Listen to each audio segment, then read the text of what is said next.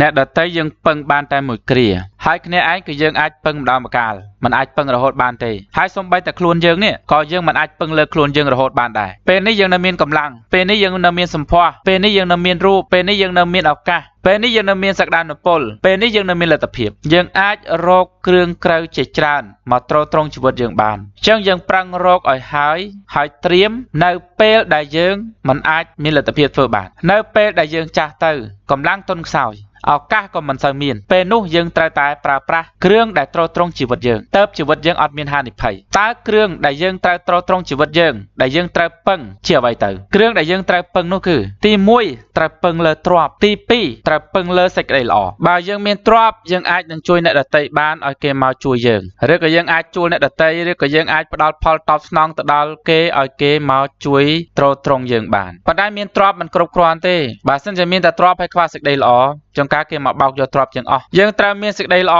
ផងទើបយើងអាចប្រើប្រាស់ទ្រព្យសម្បត្តិរបស់យើងទៅបានមានប្រសិទ្ធភាពតើតែយើងមានសេចក្តីល្អទើបអ្នកដទៃសាច់ញាតិកូនចៅស្រឡាញ់ពេញចិត្តអាណិតអាសូរអញ្ចឹងទ្រព្យបូកនឹងសេចក្តីល្អទើបអាចជាទីពឹងរបស់យើងបានបើសិនយើងមានតែសេចក្តីល្អអត់មានទ្រព្យហើយបើសិនជាកូនចៅអត់ទ្រព្យទៀតនោះកូនចៅនឹងចេញទៅរកស៊ីអញ្ចឹងឪពុកម្ដាយនឹងត្រូវនៅឯកាម្នាក់ឯងតែម្ដងដូច្នេះហើយគ្រឿងទ្រទ្រង់ជីវិតរបស់យើងពីរសំខាន់ដែលយើងត្រូវតែធ្វើត្រូវតែត្រៀមខណៈពេលដែលយើងកំពុងតែនៅមានឱកាសនេះគឺខំប្រឹងរកទ្រព្យឲ្យបានច្រើនប្រភពឲ្យមានស្ថិរភាពនិងខំប្រឹងកសាងសេចក្តីល្អដើម្បីឲ្យមានការស្រឡាញ់ការចូលចិត្តការរាប់អាននិងមានឱកាសមានលទ្ធភាពក្នុងការជួយជ្រោមជ្រែងនៅពេលដែលយើងចាស់ទៅ